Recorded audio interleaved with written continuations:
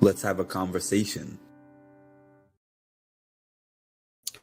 What's happening, everybody? Good evening. It's your boy. I'm here for this challenge season 39 episode recap chaos.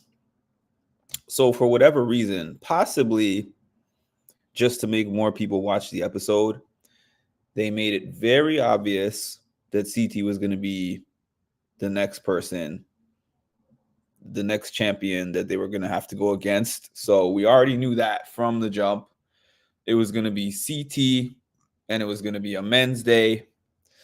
And if we didn't know from the trailer, from the hints, we knew from TJ saying it a whole bunch of times in the episode. This guy's a beast. This guy's no joke. This guy's this guy's that. Like, they wanted us to know. They wanted us, the viewers. I mean, they even showed us him in the video, unlike the other ones that showed the back of people's head where we get one person confused for another. No, this one was clearly like, this is going to be CT. I'm letting the challengers know it's CT. We're letting the viewers know it's CT. It's CT. Whoever gets thrown in gets CT. So where we have ended up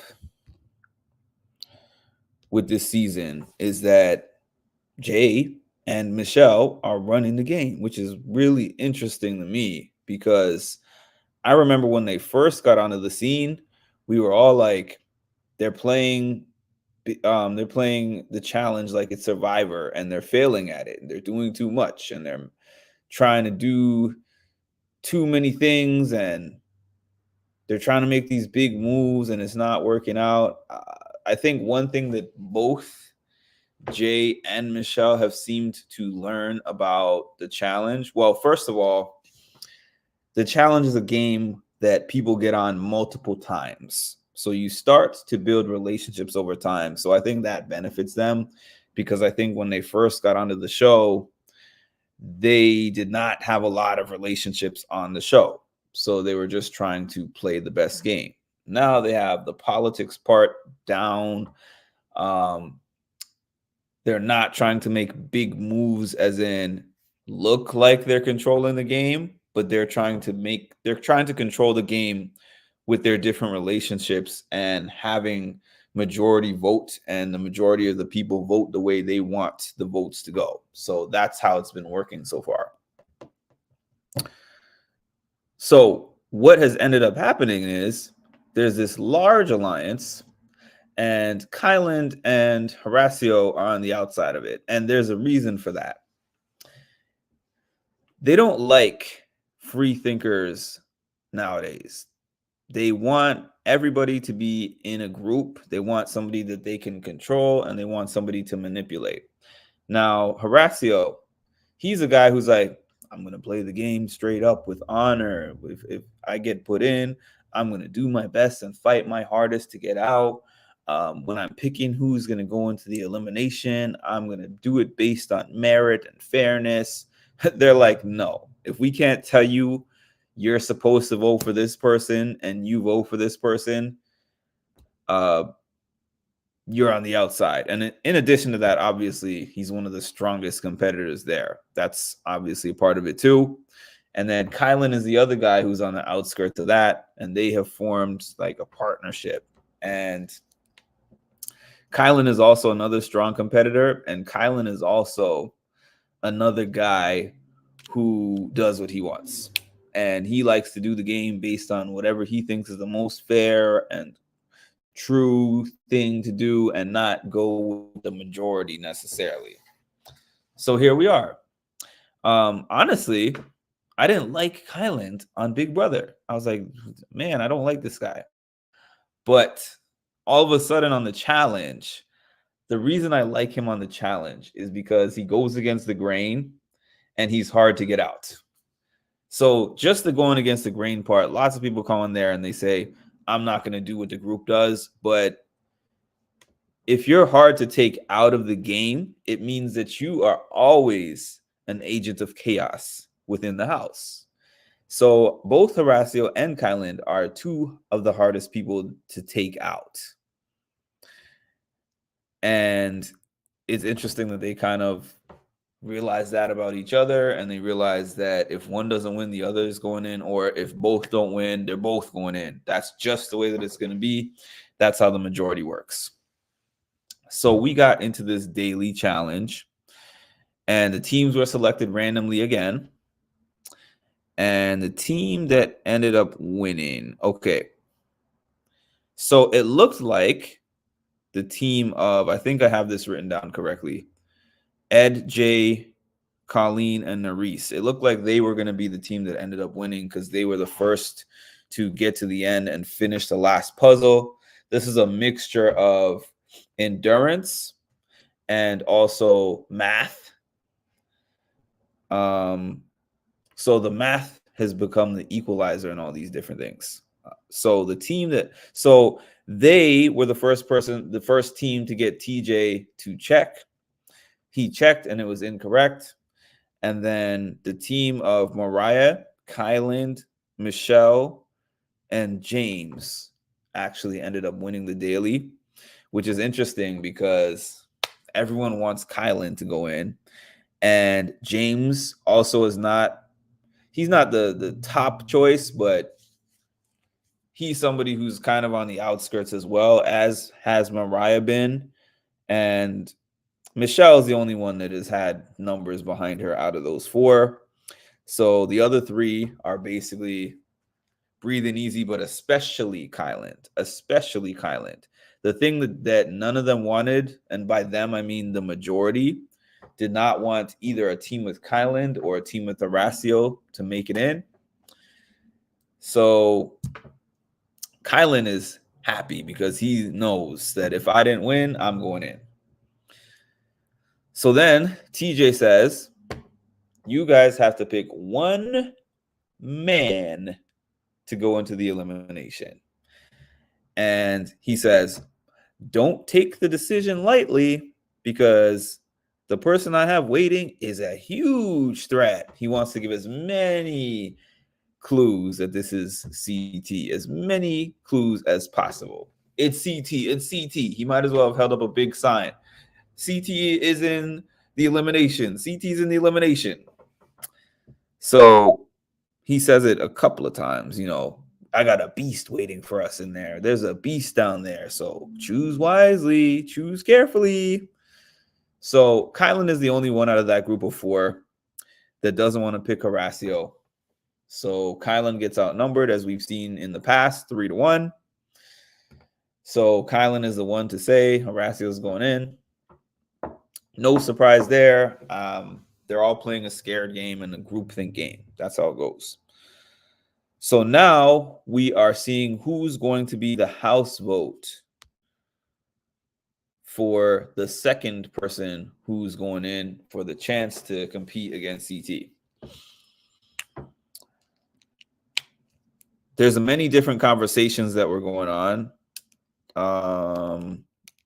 James and Nerese had an argument when James was saying after the selection, James was basically saying, oh, Horacio, I'm thinking about people who could beat me. And then Nerese was basically telling him that's a cop-out. And James was taking cheap shots, like, do a better job of protecting your man. Honestly, I was like, finally, James has entered the game in terms of doing something interesting, because James, as big and strong as he is, has been really boring to me. I think he was on another country's version of the challenge, I believe, maybe.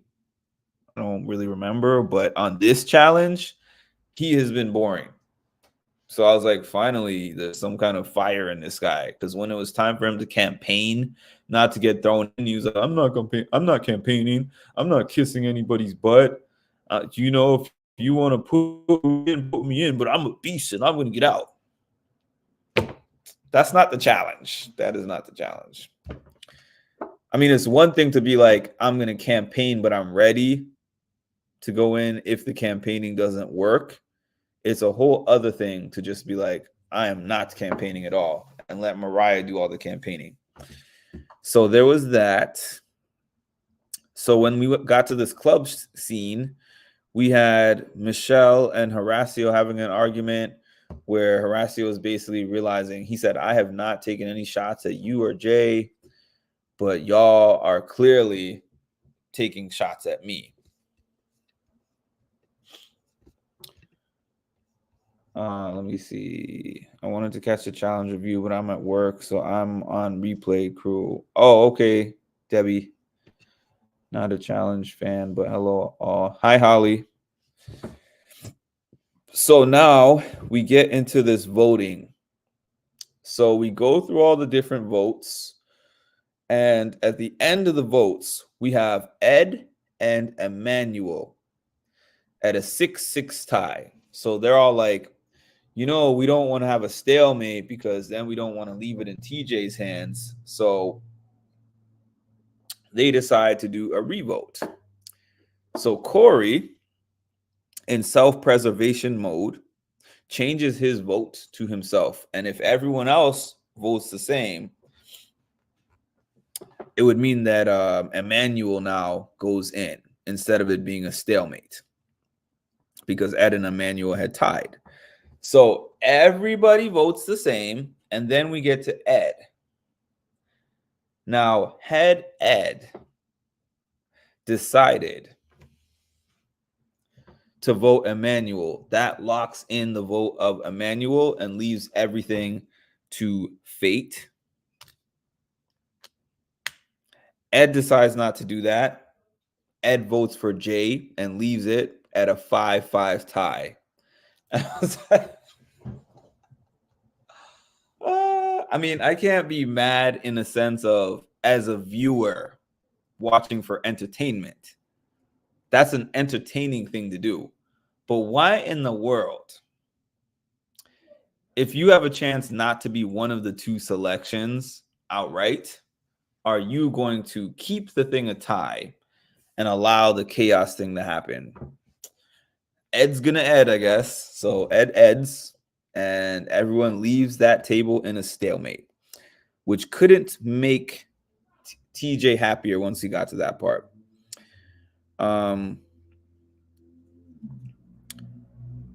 Jay, they show Jay in the room getting mad about Olivia and Neresa's votes that did not keep him safe and now put him in jeopardy because of the fact that it became a stalemate.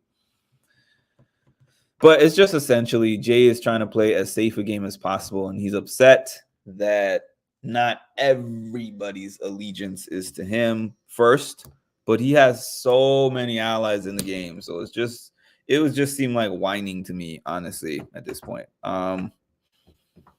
So yes, skip ahead to we get to the elimination, and TJ is like, so I have one guy standing here next to me, and there was supposed to be a second, but for some reason y'all didn't pick a second person because you had a stalemate. So he says, why would you take it out of your hands and leave it in my hands? Because these hands are the worst hands to be in. And we have a beast, if y'all didn't know. We have an absolute beast that you're going to have to go against, because we have a beast if you're not aware. But if you're not aware, we have a beast. So, I mean, again, 15,000 hints that it's going to be CT. It was just a matter of what's going to happen with the stalemate. I liked what they did with the stalemate, which was the Chaos Club. So CT came in, he had this club in his hand, and now there's no draw. CT literally gets to pick anyone except for the guys that were on the winning team. He gets to pick anyone up there. Different fans had different ideas of who they wanted to get picked. I personally kind of wanted him to pick Jay, but Jay did not get picked. So he kind of teased like, oh, there's a lot of choices up there. I have a history with Jay. Jay took me out, but nah, Jay won fair and square, so Jay is safe. He asked Horacio why he was down there in the sand, and Horacio's like, basically, I guess they consider me a threat. And CT's like, gave some kind of speech about everyone was just throwing me in when I first came to the challenge. So I'm going to give you the opportunity to just have the night off. You're not going in. So he looks around and he's like, the only one here that I don't really know is Asaf. So Asaf's going in, and I'm like, I mean, Kylan and Horacio were happy about that, but as a viewer, that's not the pick I wanted. I wanted the head of the snake, Jay, to sweat, because Jay has not even broken a sweat so far this season at all. No kind of sweat. It's been easy.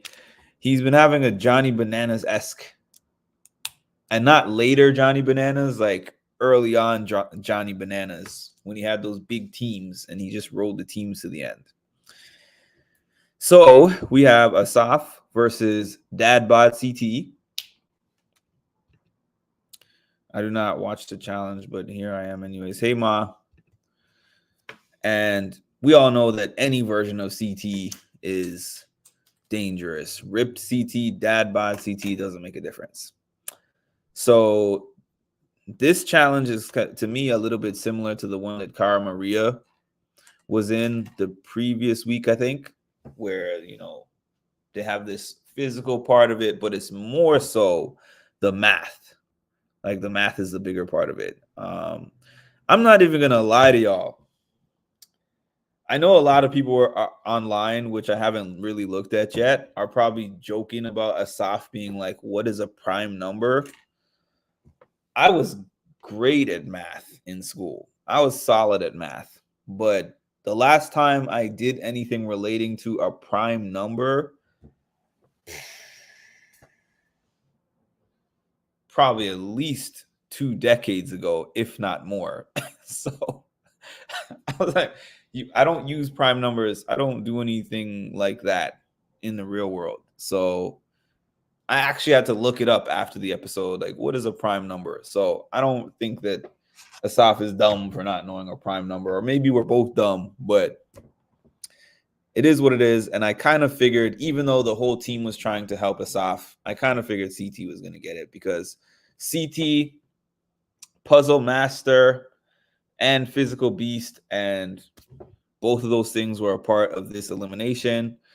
So as I expected, CT wins. CT takes out Asaf. Everybody is crying. And Kylan is like, the fact that everybody is so broken up and sad shows that this was the right choice or not the right choice, because they didn't get to choose, but this was a great person to go home for Kylan and Horacio, who are against the 8-ball with all these people who are against them. So CT wins, and it seems like from the preview that TJ was saying that CT is the final challenger. So now they are just going to be going against each other, which I'm happy about. There's a lot of challengers. We got a whole bunch of them. But at this point, I don't like the fact that they can go in and there's a chance for both challengers to actually stay in the house instead of one of them getting eliminated. So scared game is over. And it sounded like TJ was also saying in the preview that there's 15 people left and there's going to be multiple people eliminated at once. And we were all wondering about that. It's like, we've been going quite a while and there's still so many people left, but there's only one winner. So I guess there's going to be some kind of purge or multiple eliminations, double, triple eliminations. I can't wait for that. And contrary to what some people have been saying, I have really enjoyed this season. I think that their goal was to make this season a changing of the guard. And that's not to say that they won't bring back CT, Cara Maria. I don't necessarily think they'll bring back Brad, but, Darrell, all these different people that they had on here, that's not even to say that they won't bring them back for season 4. They'll probably get as many vets as they can. But ultimately, the majority is no longer going to be vets. And I say this all the time. I love my vets, but the truth of the matter is, most of my vets that I have grown to be a fan of over the past 20 years are my age or older. A lot of them are 40 plus. So they're not going to be going on too many more of these. And these new people that everyone complains about are the future because they're in their 20s and their early 30s. That's what happens in these shows. We just kind of have to accept the new wave. And I think that this season has been pretty good. The only thing is, my only major gripe is the type of eliminations that they've had. Where's the hall brawls? Where's the pole wrestles? You know, like they haven't had, all these have been puzzle. Most of them have been like puzzle eliminations. It's not a good mix up of stuff. So that's my only thing. But aside from that, I think it's been a good season. And I can't wait for next week's episode with peace and love. So thank y'all for joining me on my recap. Please make sure to like, comment, subscribe, and hit the notification bell to get notified of when I drop some more great content. Thank you and have a great night.